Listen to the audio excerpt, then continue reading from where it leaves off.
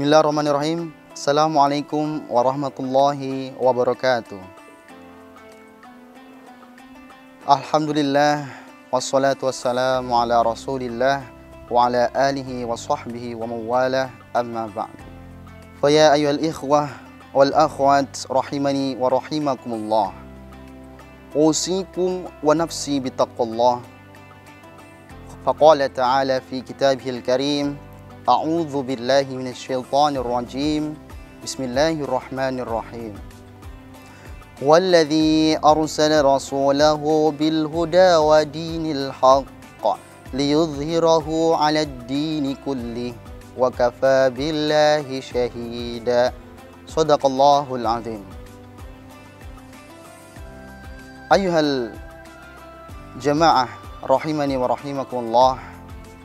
Di bulan Ramadan ini kita senantiasa berlomba-lomba untuk selalu meningkatkan iman dan takwa kita kepada Allah Subhanahu wa ta'ala. Dan salah satu upaya daripada kita meningkatkan iman dan takwa itu ialah dengan memperbanyak membaca Al-Quran di bulan Ramadan. Seperti yang kita ketahui bahwa syahrul Ramadan alladzi unzila fihi al-Qur'an hudan linnas wa bayyinatin minal huda wal furqan. Maka sebagai kaum muslimin hendaknya kita senantiasa untuk terus memperbanyak membaca Al-Quran, karena di dalam Al-Quran itu sendiri selain kita hanya membacanya, kita juga akan mendapatkan beberapa faedah yang terdapat di dalam Al-Quran itu sendiri. Nah, kali ini saya akan menyampaikan beberapa faedah yang ada dalam Al-Quran. Yang pertama, yang seperti kita ketahui bahwasanya Al-Quran itu seperti yang tadi saya bilang, hudal linnas wa bayyinatin minal huda wal furqan. Al-Quran itu diturunkan oleh Allah Subhanahu wa ta'ala tidak lain sebagai petunjuk lagi pedoman bagi manusia secara menyeluruh. Jadi bukan hanya untuk hudal lil mu'minin atau hudan lil a'jami, tapi untuk apa? Hudal linnas. Nah, seperti yang termaktub di dalam surat Al-Baqarah ayat 2 yang berbunyi, A'udzubillahi minasyaitonir rajim. Bismillahirrahmanirrahim. Dzalikal kitabu la raiba fihi hudal lil muttaqin. Nah, Shadaqallahul azim. Nah, barulah di sini kemudian yang membedakan apa sih petunjuk bagi manusia secara kafah, secara menyeluruh, dengan ayat kedua dalam surat Al-Baqarah tadi, yang mana keterangannya yang terkait dengan huda di situ atau petunjuk itu adalah yang melekat padanya adalah al-muttaqun.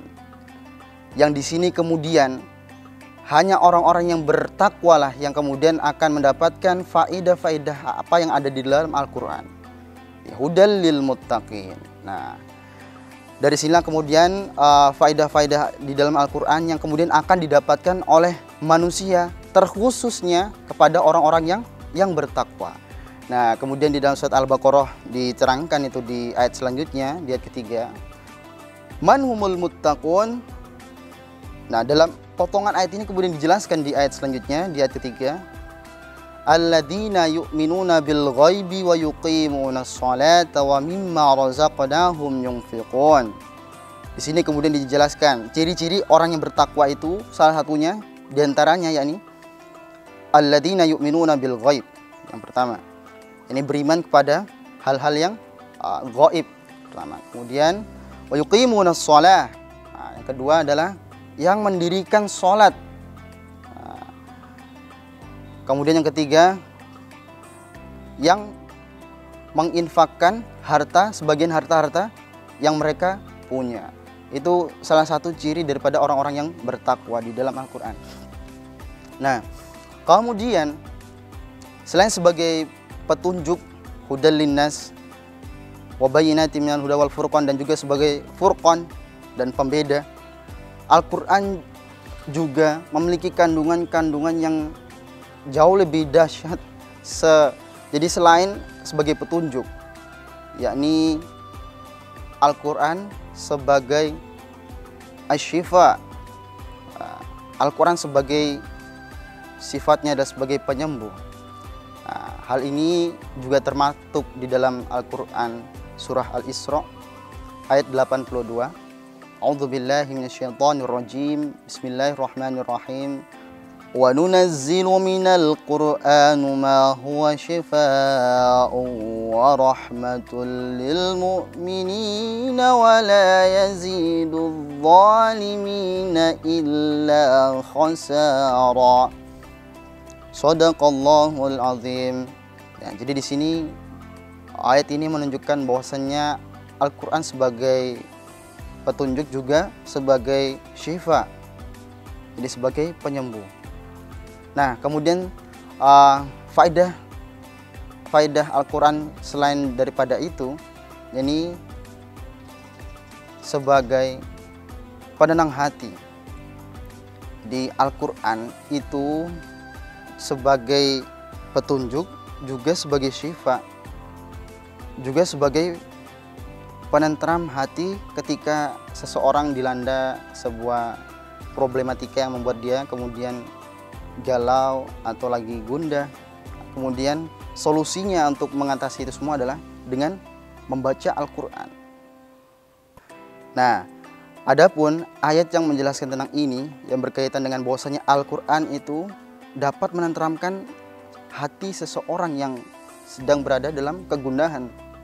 Hal ini termaktub dalam Quran surah Ar-Ra'd ayat 28 yang berbunyi, A'udzubillahi minasyaitonir rajim. Bismillahirrahmanirrahim. Alladzina amanu wa tatma'innu qulubuhum bidzikrillah. Ala bidzikrillahi tatma'innul qulub. Shadaqallahul azim.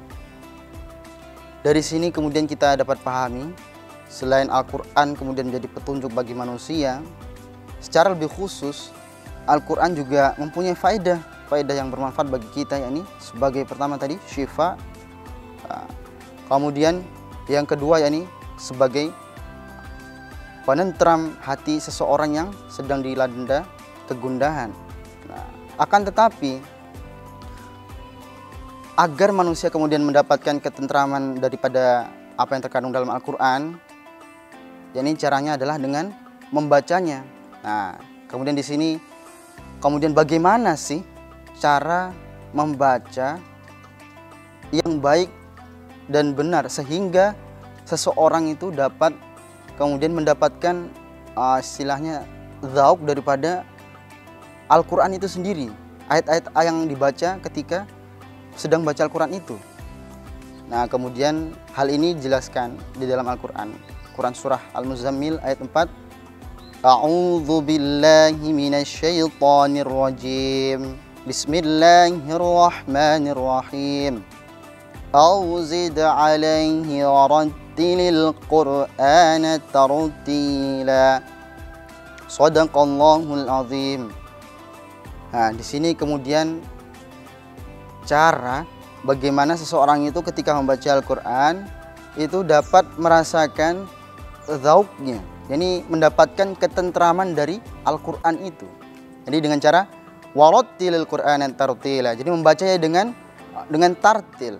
Nah, kemudian yang perlu diperhatikan, jadi tartil di sini itu adalah memperhatikan bagaimana huruf itu keluar sesuai dengan tempatnya, atau ri'ayatu makharijil huruf. Kemudian memahami bagaimana panjang dan pendek dari suatu bacaan, atau yang dikenal dalam ilmu tajwid ini dengan bacaan bacaan mat. Nah, itu.